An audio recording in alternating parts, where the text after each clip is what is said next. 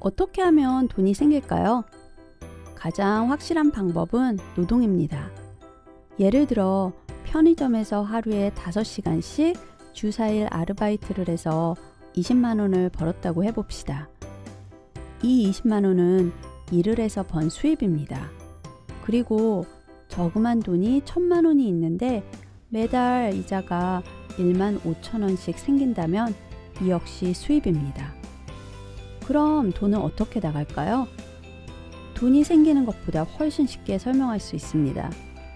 학교를 다니면서 매주 점심 식사와 커피로 5만 원을 쓴다던가 한 달에 한 번 친구들과 영화를 보러 가면서 3만 원을 쓴다던가 하면서 돈을 쓸 수 있습니다. 바로 지출입니다. 지금 이야기한 수입과 지출은 돈의 흐름입니다. 보통 사람들은 정해진 기간 동안 얼마의 수입과 지출이 발생합니다. 그리고 자연스럽게 이 둘의 차이가 생기죠. 당연히 들어오는 돈보다 나가는 돈이 많다면 정해진 시간이 지나고 나면 남는 돈이 없을 뿐만이 아니라 빚을 지는 결과를 초래할 수도 있습니다. 반대로 들어오는 돈이 나가는 돈보다 많다면 시간이 지나면서 이 돈이 쌓일 겁니다. 이렇게 정해진 기간 동안 현금 흐름이 반복되어 쌓이는 돈이 있다면 이것이 바로 자산이 됩니다. 꼭 돈만이 자산은 아닙니다. 돈을 벌어서 자동차를 샀습니다. 자동차를 살 때 돈을 냈기 때문에 지출이 발생했지만 자동차를 가지고 있는 동안 자동차는 나의 자산입니다.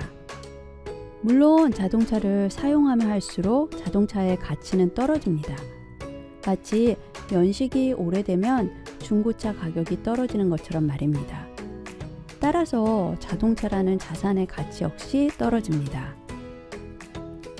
그런데 만약 2천만 원짜리 자동차를 사는데 1,500만 원만 내고 500만 원을 할부로 샀다면 어떨까요?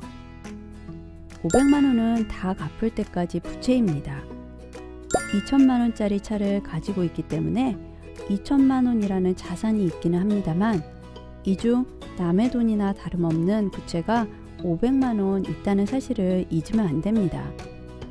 이때 자산인 2천만 원과 부채인 500만 원의 차이인 1,500만 원을 순자산이라고 합니다. 자동차를 자산으로 가지고 있는 경우를 예로 들었지만 우리의 삶에서 이 이외에도 굉장히 많은 다른 종류의 자산이 있습니다. 아주 좋은 예는 집입니다. 많은 사람이 집을 살 때 한 번에 돈을 다 내고 사는 것이 아니라 은행의 대출, 즉 주택담보대출이라고 불리는 방법을 이용합니다. 이 역시 부채입니다. 이렇게 우리가 가지고 있는 자산의 가치를 모두 더하고 우리가 가지고 있는 부채를 모두 더한 후 자산과 부채의 차이를 구해주면 바로 순자산의 가치가 됩니다. 순자산이 진짜 현재 얼마만큼의 부를 가지고 있는가를 나타내주는 숫자라 볼 수 있습니다. 그런데 수입과 지출로 이루어진 현금 흐름이 어떤 양상을 보이는가 살펴보면 대략적으로 그 사람의 재정 상황이 어떨지 파악할 수 있습니다. 당연히 지출이 수입보다 항상 많다면 순자산이 마이너스가 될 가능성이 많다는 걸 짐작할 수 있습니다. 그런데 지출이 수입보다 많아도 순자산이 플러스가 될 수도 있습니다. 집이라는 자산을 생각해 봅시다. 일단 5억짜리 집을 2억 5천만 원을 대출을 받아서 샀습니다. 그런데 갑자기 내가 산 집 지역의 집값이 2배가 되었습니다. 따라서 내 집도 10억짜리 집이 되면서 자산은 10억이 되고 대출은 그대로 2억 5천만 원이 남아 있습니다. 결과적으로 순자산은 7억 5천만 원으로 집을 살 당시의 2억 5천만 원보다 훨씬 많아졌습니다. 하지만 수입보다 지출이 많은 이 사람의 경제생활이 원만할까요? 그렇지 않다는 걸 여러분이 더 잘 알 겁니다. 아무리 순자산이 늘었어도 이 사람은 항상 돈이 모자라 헐떡거리고 부족한 부분을 채우기 위해 돈을 빌려야 할 겁니다.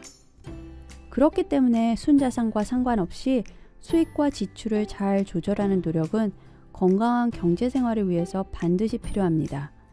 수입과 지출을 잘 조절해 자산을 늘리는 계획을 할 수도 있지만 더 중요한 것은 이를 통해 재정적인 어려움에 빠지지 않는 겁니다. 그렇다면 수입과 지출을 어떻게 조절할 수 있을까요? 가장 좋은 방법은 계획을 세우고 이를 실천하는 겁니다.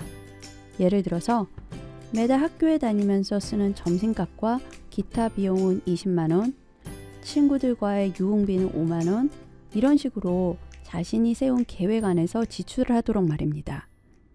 자신의 순자산과 수입과 지출의 현금 흐름을 파악하는 일은 개인의 경제생활 관리에서 가장 중요한 첫걸음이라고 할 수 있습니다.